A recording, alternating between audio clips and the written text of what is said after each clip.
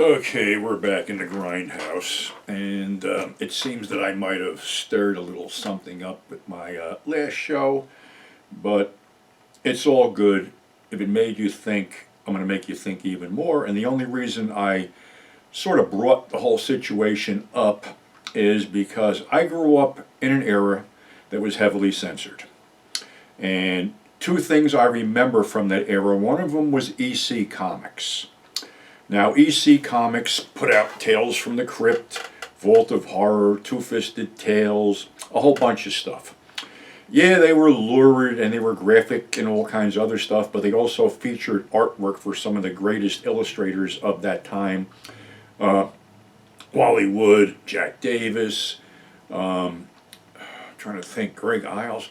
A lot of them I forget because you go back in time. But what happened was, as usual, the powers that be blamed these comics on the rise of juvenile delinquency in the late 50s. And as a result, these comics that were put out by publisher William Gaines were banned. He was ostracized. After they took all the comics away, the only thing that was left was Mad Magazine. And if I'm slurring a little bit, I just had some dental work done here, so it started wearing off. The other thing was that when I was growing up and brought up in a Catholic environment, went to a Catholic school, there was a thing called the Legion of Decency, which basically was a branch of the Catholic Church which told the faithful what they were allowed to watch. And these people also told, people in school about monster magazines and how bad they were for children. Unfortunately, I brought Famous Monsters #4 to school with me to show it to my friends, and a nun spotted it and tore it to pieces in front of me. So God only knows how many thousands of dollars that piece is worth today, but that's the way they were, and they could do shit like that without any repercussions. So that's part of the reason I brought the whole thing up, because I honestly don't want to see this happening again. And I had a couple questions that were asked to me in light of the New York City Liquidators thing and the screw thing. The one question is, what happened with you and Screw? Well, it wasn't Al Goldstein running it at this point. It was some guy, I think his name was, the name he was going by was Charlie Mordecai. So they had approached me. Someone had gotten a hold of me and emailed me and approached me, to write for, the launching of the new Screw. And like I said, I showed you the cover. I got my, name on the cover. That was enough for me. I wrote a few things, but it was obvious after a while that me and this guy were not going to jive. He wasn't an Al Goldstein, and he was overly critical of some of the stuff I did. So I just wanted to, do the retro stuff. I didn't really give a shit about the new stuff. So what did they do? They throw me a couple of Evil Angel DVDs, these import DVDs. So I'm supposed to put these things over, and I'm watching these things, and there's no plot to this shit. This is going back to the loop stuff. It's just basically 8 scenes on a DVD. And these women are from Romania or Czechoslovakia or Russia or whatever, and none of this shit was a turn on or even erotic, because these chicks had their sphincters stretched out to the point where you could basically toss a softball in one without touching the side. So that wasn't very erotic. So the parting of the ways came when they asked me to do a review of A Night in Paris. So I'm sure a lot of you have seen that shitty DVD or tape or whatever the fuck it was at that point. So I do a review. It comes back, it's not mean-spirited enough. Oh, really? You want to push that envelope? So I rewrote it pretty much in blood. The response I got was, we can't publish this. You're screwed. What do you mean you can't publish this? Well, that was sort of the beginning of the end, because I got contacted saying basically at that point they owed me, I think, $700, and they couldn't pay me. Long story short, they went under. I got a check for $70. That's 10%. But like I said, got my name on the masthead, and that mattered something. Now with the Liquidators thing, there's a sad end to this whole thing, past the point of Norman passing away. Norman had married once and had a son and a daughter. Unfortunately, the daughter succumbed to what a lot of people in that area succumbed to, drugs, and unfortunately passed away. His other son was named Eddie Brill. He was a stand-up comic, and at one time Dennis Leary was his roommate. He had remarried and had two stepsons. Well, when he passed away, these people were in there and they wanted to liquidate the whole place.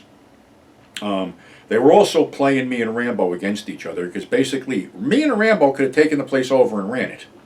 What these idiots did was there was 3 tractor trailers of DVDs headed to us from California and 2 from Canada. These were paid for. These morons turned them around and didn't take them.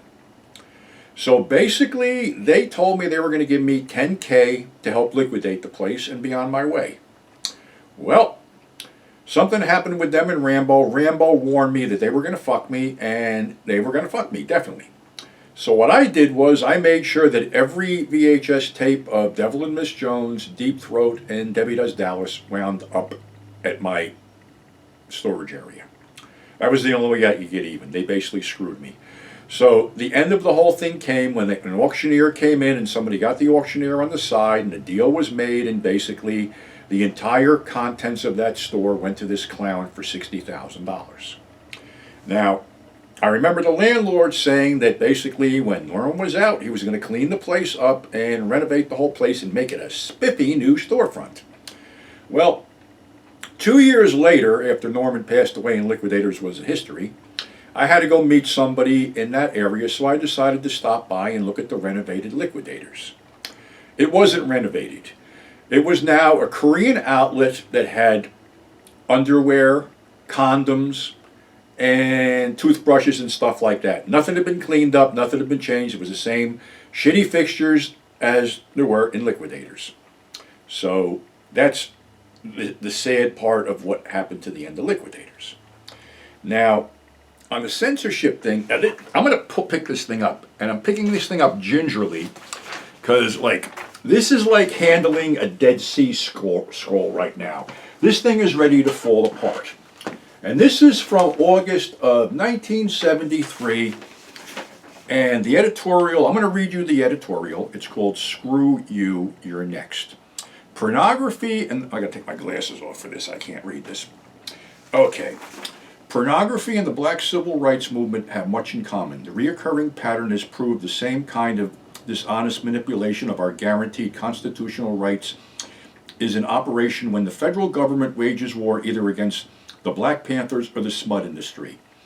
Illustrations of this have been evidenced by the fact that the greatest miscarriages of justice in the past were launched when the corrupt Justice Department and the FBI usurped the constitutional guarantees against invasion of privacy and due process. Black militants were roused from their sleep, searched, and in some cases shot. The Internal Revenue Service was harnessed to ride against the enemies in the both erotica field and the anti-Nixon field. Other examples of this totalitarian process are demonstrated by the incursions against freedom of the press.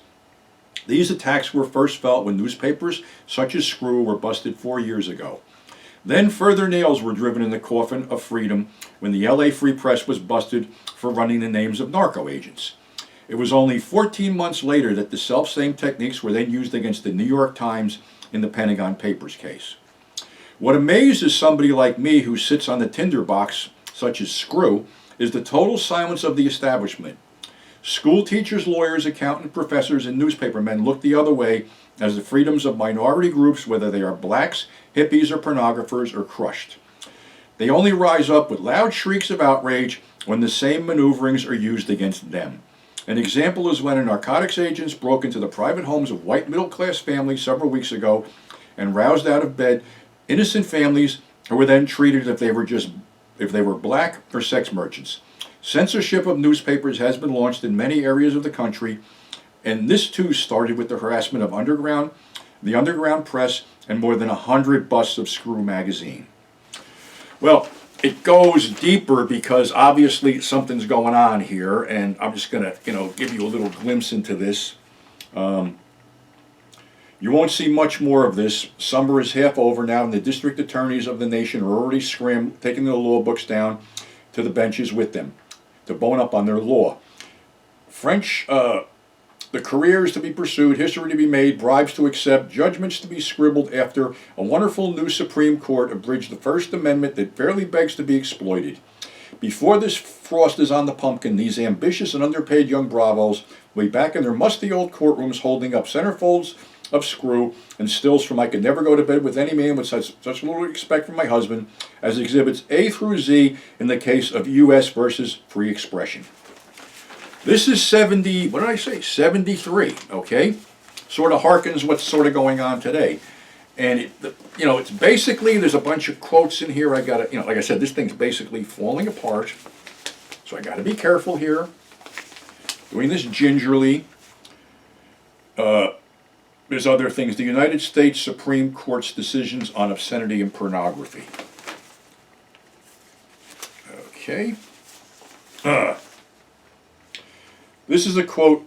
Okay, I think I'll go fishing was a response from Russ Meyer when confronted with the Supreme Court decision claiming that he can no longer jeopardize his investors' money. Make the veteran exploitation filmmaker who hit it big with hits like Vixen and Beyond the Valley of the Dolls announced that he already returned $400,000 invested on what was to be his next movie. The schlock operators have brought the whole house down on us, Meyer bemoaned. They don't care if they have a story. They don't care if they only have 2 cameras instead of 3 covering action. They don't care if the cuts don't match. They don't care if the heroine has pimples on her backside. Max Stein is another guy with the jitters, a former advertising director at Warner Brothers. Stein is currently producing sex-oriented movies like The Unhappy Hustler and Hotel Stewardesses, and he decided to call the Supreme Court to get further clarification on the new guidelines. Speaking to one of the court's new representatives, he explained that his motives movies were far from hardcore, but certainly dealt heavily with sex. Predictably, the clarification Stein sought was not forthcoming, and he had to be satisfied with the simple statement it would all depend on local community standards. That's 73. Now we go back, let's see. We're going to go into, let's see. Like I said, we're delving through the Egyptian sea scrolls here. I don't want this to fall apart. And here's some other news clips from that era. Martin Hodes, 42, reputed kingpin of the Times Square porno scene, was arrested recently in connection with the price war firebombings of 2 massage parlors. According to police, Hodes and his associates, ex-heavyweight boxer George Kaplan, his bodyguard, and Jerry Gromberg were implicated in the fires that destroyed the Palace and the French massage parlors. Both places had previously cut their prices from 13 from 18 after Hodes cut his prices to 15 at his Geisha studios. Hodes, who had started the price war a little over a year ago, has been repeatedly linked with organized crime. Oh, God. There's a whole bunch of other, here's another one. 2 Times Square peep show parlors have won a temporary victory over police harassment. On the basis of complaints filed by the Elworth Stereo Theaters at 155 West 47th Street, Supreme Court Justice Charles Tierney signed a temporary restraining order to prevent police from seizing films and making arrests before obtaining warrants. The complaint charged that since July 7th, 4 employees of the theater have been arrested without warrants. The same police officer was also accused of ordering patrons to leave the stores and breaking open a projector and confiscating films. Yep, it gets more and more out of hand. Let's see what else we got here. Like I said, we're doing the Dead Sea Scroll thing here.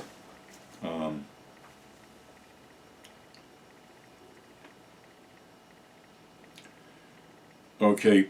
Other one by Al Goldstein. This week you have wasted your 50 cents if you purchase Screw in the hope of learning anything about fuck films. My body cells are saturated and glutted from the inundation of the past visual eroticas. In addition, the availability of fuck films for my scrutiny is quite sparse, so I have decided to review the big studio films for this issue. You may say that's not why you buy Screw, but since I own half the paper, you can go plant your flag on the surface of the moon for all I care. These reviews serve the very pragmatic purpose of continuing my access to the films of 20th Century Fox, Columbia, and Warner Brothers and Paramount for free. So yeah, it looks like they pretty much flatlined the whole thing. Let me get deeper into this. Come on. This thing's going to fall apart. Okay, this is the Naked City. Taking advantage of the recent Supreme Court rulings, local smut police in New York began their crackdown on porno films in the last week of July. In a series of coordinated raids, the cops busted a dozen theaters while District Attorney's Office was busy serving legal papers on theater owners and distributors. Although some kind of crackdown had long been expected, this recent wave of arrests hit Times Square like a blitzkrieg, leaving everyone in the porno business stunned and confused and wondering how many raids will come or are still to come. This latest attack on sexual freedoms for adults employed a variety of new techniques that have been sanctioned by recent court rulings. To get the whole thing started, 4 criminal court judges were sent to theaters in the Times Square area to watch porno films and determine whether there's probable cause to bust them for obscenity. After the judges gave their nod, a venerable army of cops stormed the theaters, arresting managers, seizing films. Among the films and the theaters busted were High Rise at the World Theater, Lecture at the Circa Cinema, Newcomers at the Lido, Behind the Green Door at the Orleans and the Lido East, and Innocent Abroad at the Capri, and Whistleblowers at the Eros 2. For some reason no one can satisfactorily explain, Devil and Miss Jones managed to escape this first round of raids. When the police showed up at the Avon 7 to seize Monica, daughter of Monica, they discovered that the film had finished its scheduled run and been replaced by another film, It Happened in Hollywood, which also happened to escape by the skin of its teeth, finishing its local run at the Midtown Theater the day the raids began. All the theaters that were busted were back in business a few hours later, showing different prints of the same films. Under the existing law, a film can be seized for evidence but can't be banned entirely until it has been found guilty of obscenity by a jury.